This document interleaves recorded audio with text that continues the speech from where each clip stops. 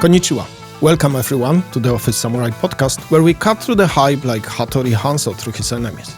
We're going to be discussing all the topics that you're interested in, automation technologies like RPAs, IDPs, APIs, LLMs, and all the three-letter acronyms you might think of. Communications mining, process intelligence, and AI. There has to be AI involved. I'm your host, Andrzej Kinastowski, one of the founders of Office Samurai, the company that dares to ask, what if we did business consulting without all the bullshit? So, whether you're a business leader, a tech geek, or just someone who wants to automate their email responses to say, sure, let's circle back on that, you're in the right place. Now, grab your favorite katana, or just a really sharp pencil, and let's get to it.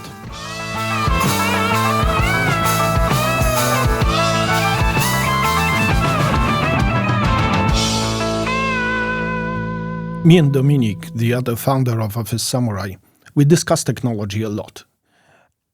We are a technology consulting, and our customers expect us to be able to tell them which technologies will work for them, which technologies will not only solve their problems today, but will keep on solving their problems in the future. And this has proven to be somewhat difficult. So we had a lot of hits. We went into technologies that made all the sense and they are working really, really well. But we also had some misses. Technologies that somehow did not work. And it not necessarily it's been about the technology not being good. Sometimes there's other reasons where the technology is great, but it just doesn't work, it doesn't get implemented enough, and in the end we have to abandon it. So we've been thinking, how do we judge which technologies will work in the future and which will not? And I started searching for some theory that maybe would tell us, how do we tell those great technologies with great future from technologies that in the end will not work? Unfortunately, I couldn't find any. So I thought, well, I'm going to have to do it myself. I'm going to have to come up with a unified theory of technology in business processes. And so I came up with this unified theory of technology, and I thought, I'm going to call it the Kinastowski Principle. And then I'm going to write a book about it, and then I'm going to spend the next few years going from conference to conference talking about it. This theory aims at helping us and our customers to decide on which technologies to use and which technologies to abandon. And so when we're thinking about technologies, usually what we judge them by is how useful is this technology. And it makes sense because the usefulness of a technology gives us an idea of how much it will help me, basically what the return on investment will be. But this is only one axis on which I would like to judge technologies, because the other axis will be how cool is this technology. So with this, we can judge both the usefulness and the coolness of the technology. And you may ask, how does this coolness affect my decisions? Should it affect my decisions? And the answer is yes, kind of. Because coolness of the technology has two sides. One side is if the technology is really cool, there is a lot of hype around it. And so this means that sometimes we'll make decisions based on this hype, and those may not be the best decisions that we could make. On the other hand, though, if the technology is really cool, it is way easier to convince your organization, to convince your sponsors to get this technology implemented. So the coolness of technology can also be a great benefit to your projects and to you implementing those technologies. So let's talk about one of the technologies that I have been thinking about a lot, and I have been looking at what's going on with it quite often. Let's first think about blockchain, because I have been to conferences around 10 years ago where people would look me straight in the eye and they would tell me, in 10 years, all of the accounting will be made on blockchain. And 10 years have passed, and I don't really see SAP closing the business. Somehow it just didn't happen. We rather know other ways of implementing blockchain, like everybody knows Bitcoin. We're at the beginning of 2025 and Bitcoin is on the rise again, but the exchange rate of Bitcoin is basically random. So there isn't much use in business processes that we could use this technology of the blockchain implementation in our companies. Another one, of course, is NFTs. They were all the rage at a certain point, but if you did follow this hype, if you got on board with it, basically you are left with some bored apes that nobody wants to buy of you. So there are certain niche ways to use blockchain in your business processes, like smart contracts, but we could say that for most of the companies, blockchain is not very useful. So it's down on our chart, and it's not very cool, so it's to the left. And I don't know if it's going to change. Maybe so a lot of people are still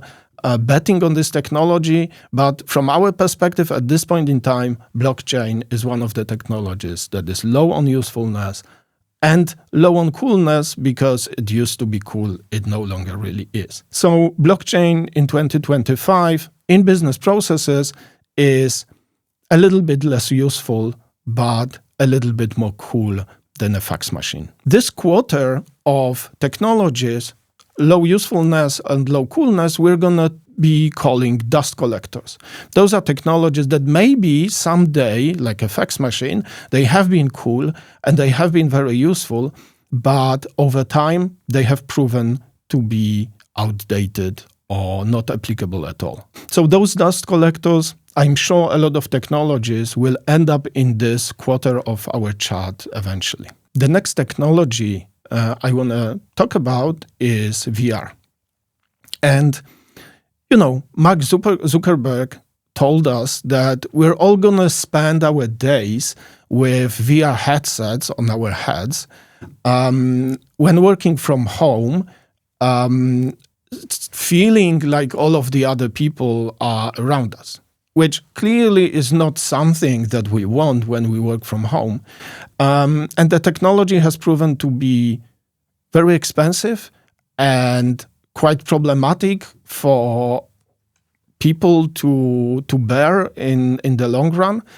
So it looks like it in business processes, it just doesn't work. There are certain ways where VR makes a lot of sense in manufacturing, especially in training. I have talked to a company that uses VR headsets to train people in operating their machinery, and it makes all the sense. But again, when we talk about business processes, having those VR headsets on our heads while we're working, it just doesn't seem to work. And so VR, we're going to put, when it comes to the coolness, we're going to put it on the right side because it is a really cool technology. When it comes to usefulness, it's very, very low. In business processes, it just doesn't work. And unfortunately, in other areas of our lives, it doesn't really work either.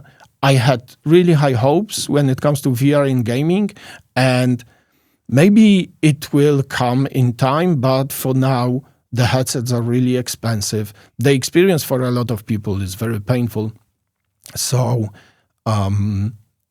this is one of the technologies that I wish worked way better than they did in the end.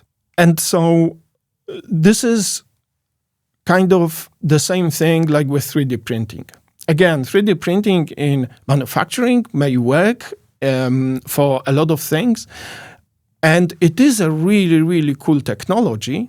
But when it comes to business processes, when it comes to working in the office, until we get a 3D printer that can print me a hamburger for lunch, it just doesn't work. It doesn't make business sense. So from that perspective, though this is the kind of technologies that are low on usefulness, but they are really cool. And this is the quarter that I would call show-offs. Those are technologies that everybody wants to get their hands on, everybody wants to use them, but there isn't that much business sense in using them, at least this very moment. The next technology is robotic process automation. And robotic process automation is a technology that nowadays basically everybody uses. It used to be just for big enterprises, but now even medium and small companies, they are using RPA to automate their processes. And for this reason, we should think about RPA when we look at our chart. We should be thinking about robotic process automation being very useful, because for a lot of companies, a lot of their processes are already running with RPA. So the usefulness is really, really big. But the coolness of the technology is no longer there. And not because something changed about the robots that used to be cool 6, 7, 8 years ago. That was all the rage. So it's not like they have become less cool because they don't work. They have become less cool because robots are now business as usual. In the same way that ERP systems, many, many years ago, they used to be something new and exciting. And nowadays, nobody will tell you, oh my God, you have SAP? That is so cool. You're such a hipster. That doesn't work like that. So ERP systems, robotic process automation, those are technologies that are really, really useful for our companies, but they are just not cool anymore because they are the usual thing that everybody is just used to. This is a quarter, so low coolness, but high usefulness. That is the quarter that I would call beige workhorses. Beige because those technologies are no longer that exciting, they are no longer that new, but they are workhorses because they keep your enterprise running. Without ERPs or without RPAs, a lot of companies would basically just stop. Now, I want to talk to you about process mining now. And process mining is a difficult topic for me because I have a lot of reservations about this technology, not because it doesn't work, but because it is really complicated, meaning it takes really highly skilled people, which you have to pay a lot for, to implement. It takes a lot of time to implement it. And then once you have implemented it, you do get results, but you see what's going on in your processes from the perspective of your main system or main systems, but you are blind to everything else that is going on around those processes. So process mining, for that reason, I'm not going to be arguing about how useful it is. I would put it somewhere in the middle on the usefulness axis. And you decide for yourself whether it works for you or not. But when it comes to coolness, this technology has been on the market for many, many years. And probably it's on the lower side of coolness now because it's just something that people got used to and they have seen a lot of times. There is, although, a set of new technologies that aim to do the things that process mining is supposed to do, but faster and cheaper and in a more wider scope. So those are technologies called process intelligence. We used to call those technologies task mining, but they are now way more than that. And process intelligence is basically trying to see not only what's going on in your processes, but it's trying to see what are your people doing really. So in process mining, you have data from your main system or possibly systems, but you are blind to things like Teams and Excel and email. And so you don't see a lot of things that are happening, but they are happening outside your main systems. And in process intelligence, what you do is you take your people's computers, you install an agent on those computers, and those agents, they look at what your people are doing in all applications that they may have on their machines. So, of course, it raises concerns about, privacy, and for good reasons. Those technologies have it all covered. You can make them blind to certain applications or certain web pages to give people their privacy.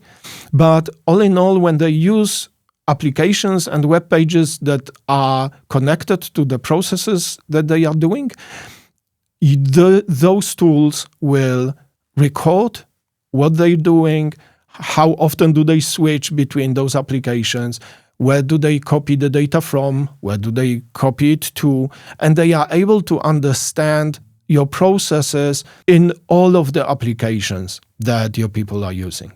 And so this gives you amazing insight into what's going on in your processes, in your teams.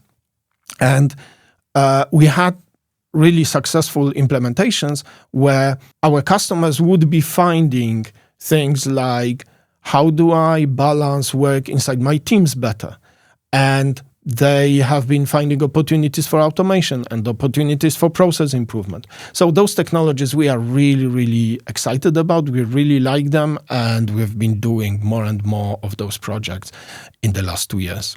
So process intelligence, I would put high on the coolness side and also high on the usefulness side, because it brings you a lot of benefit and it's a new and exciting technology that you can use. So this is where it goes for me. This quarter of highly useful and highly cool technologies I will call lifesavers. They are lifesavers because they solve problems that you couldn't solve with other technologies in the past.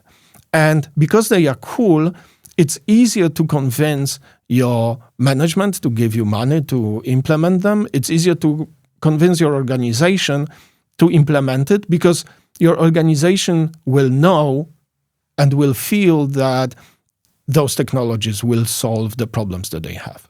Another technology that goes into this quarter is IDP, so Intelligent Document Processing.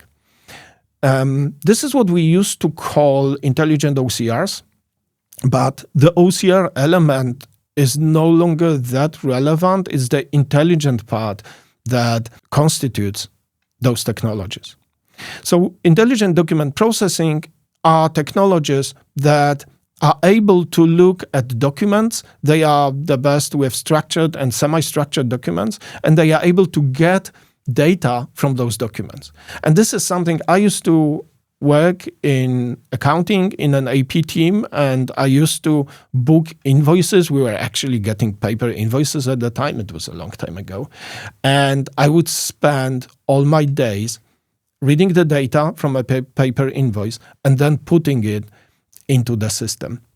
And this is not the most interesting thing you could do at work.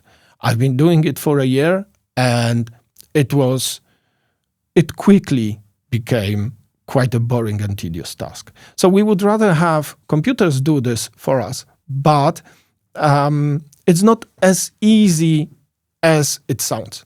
So even if we take the most basic example of invoices, and invoices are usually what companies start with when implementing intelligent document processing, in theory, on every invoice, you have the same kind of data, right? You have a bank account, and you have a gross amount and a net amount and VAT, and you have line items. But the problem is every invoice from every company is different, because every company has their own layout, and they all want to show their values and who they are through the layout of their invoices. And this means that reading this information, even if it's not a paper that you would scan, but even if it's a PDF that they send you, finding the right information in the right place is not easy for a machine. It's quite easy to teach a person to find this information on an invoice. For a computer, it's quite hard. So those old OCRs that we used to use like a decade ago, those OCRs relate on to what we called masks. So for every new invoice template, you would have to create a mask to show that more or less in this area, you're going to find the name of the company that issued the invoice. More or less in this area, you're going to find gross amount. And so this required a lot of work, and it wasn't perfect. Like the layout of the invoice could change just a little bit, and now it no longer works with the tool.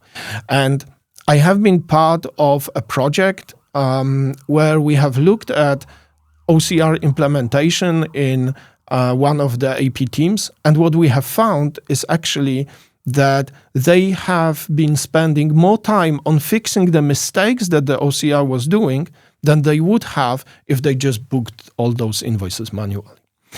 It's a different beast now. So intelligent document processing has machine learning algorithms that you can actually teach. So a lot of your invoices or any other kinds of documents, it will be able to read out of the box.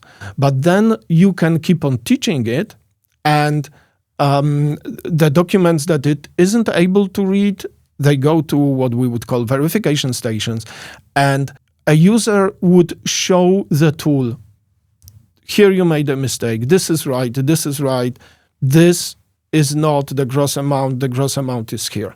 So with this, not only we create a situation where people no longer book those invoices, they just show the tool where certain fields are, and also on the data from those verification stations, you can use this data to retrain the model. So in time, its quality is getting better and better. And I think it's really, really cool.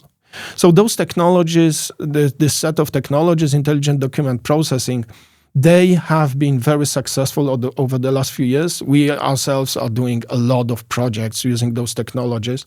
And so clearly it goes into Lifesavers. Those technologies are extremely, extremely useful, maybe not as cool anymore, but clearly they are in the Lifesavers quarter.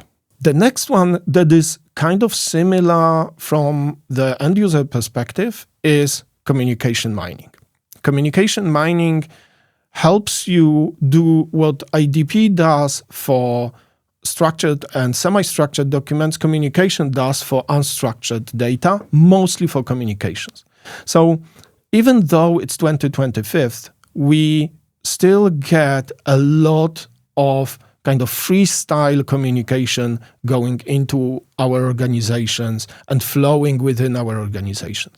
So people will still open tickets and write emails and say, hey, can you book this thing for me for this amount and that account? Or can you give me access to this transaction in our ERP system? For some reason, even though we thought we're going to do all of this with forms and this would allow us to do automations, for some reason, in a lot of organizations, we are still unable to make this jump into structuring this data while the user creates it.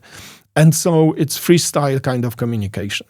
And this is the kind of data that is insanely hard for computers to understand.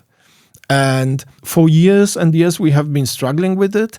And the technologies that we had required insane amounts of work, crazy amounts of knowledge, and in the end, they kind of worked, but they were not amazing at it. And so now we have those tools with really, really advanced machine learning abilities that are packaged as a tool that is really easy to use. So from communication mining, you have like with intelligent document processing, you would have emails or tickets put into the tool, and you give it information about what kind of requests do we get, and you teach the model which email or ticket is this kind of request and which one is that kind of request, and the model learns on what you teach it.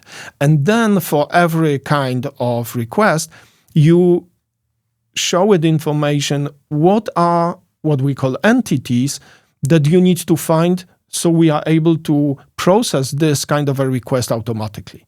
So if it's a request for, I don't know, GL clearing, you need to have 2 SAP document numbers. And for every request, it can be different set of entities. It can be a few, it can be a lot.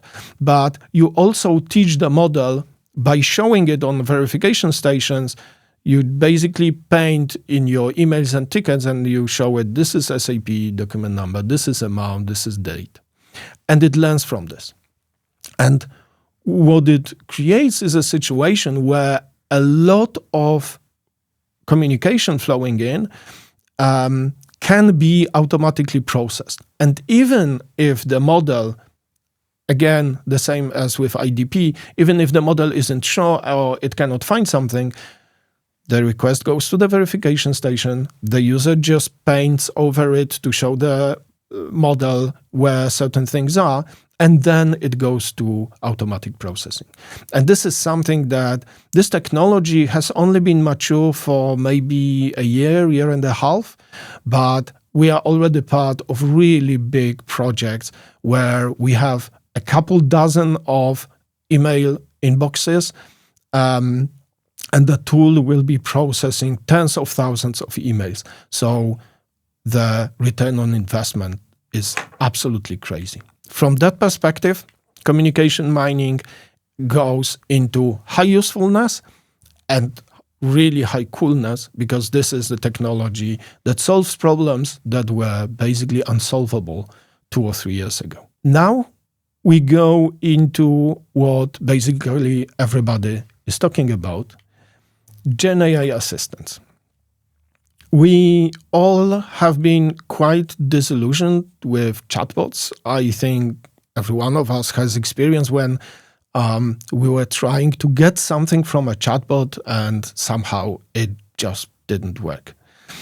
And with large language models, the game has changed, because large language models are very good at conversing with people.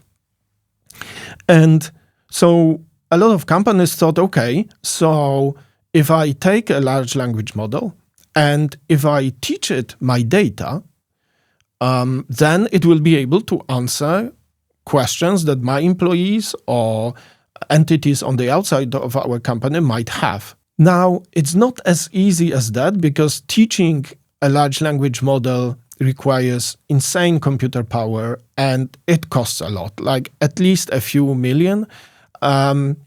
Which, you would have to have an amazing business case to actually do it. But there are ways around it, and you can create assistants that are able to answer questions not based on general knowledge, but on the knowledge of your company without training the model. There's a lot of complicated technology behind this. I don't want to get into this, but it is absolutely doable. And one of those we have in our company that we call it Cyber Ola. And it's called Ola because Ola is the head of our admin and HR team. And we have taught this Gen AI assistant all of our admin and HR procedures. We put new joiner onboarding information, instructions on how to, book a room in the office, how to request refund for your glasses. All of those things, about 40 big documents were put into the assistant. And so now our employees, instead of going to the admin and HR team, and we're not a huge company, we're 40 people, but already they do get a lot of repeating questions from the employees. Instead of that, they can ask Cyber Ola that we have connected Cyber Ola to Teams. So basically you can call her up on Teams and ask her questions, and you will get answers based exactly on the knowledge that we taught it. And we were able to make it not hallucinate, which has been, frankly, one of the hardest things in this project because LLMs still hallucinate a lot. And we were able to make it so that if it doesn't have the answer in the documents that we have provided, it just says, I don't know, go ask a biological Ola. So this is really cool when you think about how many procedures and documents you have in your organizations, and it's really hard to find information from those documents, and you could put this information into a GenAI assistant in a series of GenAI assistants. So you could have a GenAI assistant for admin and HR, you could have one for finance, AP, you could have another for GL. You could put those information in, and instead of digging through all of the documentation, your people could just ask an assistant, and when it provides an answer, it also tells you which document or documents it has taken the answer from. So if you don't trust it completely, you can directly go to the documentation and check the answer. So there's going to be more and more of this. We all see the usefulness of it. And so GenAI assistants, they go into highly useful and also highly cool technologies. It is, though, just something that we do before we take the next step, because all the rage right now is on GenAI agents. And to the point where you may already be getting tired of the term agent or agentic automation. And I do understand there's a lot of hype around it. But we already see that there's huge potential in those agents. It will just require a lot of work to get it implemented.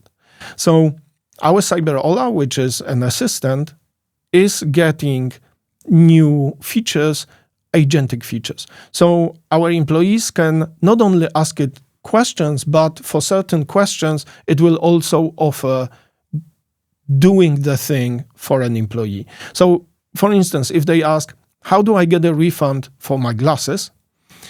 The Cyber Ola will tell them how to get a refund, but it will also ask them, hey, would you like me to do it for you?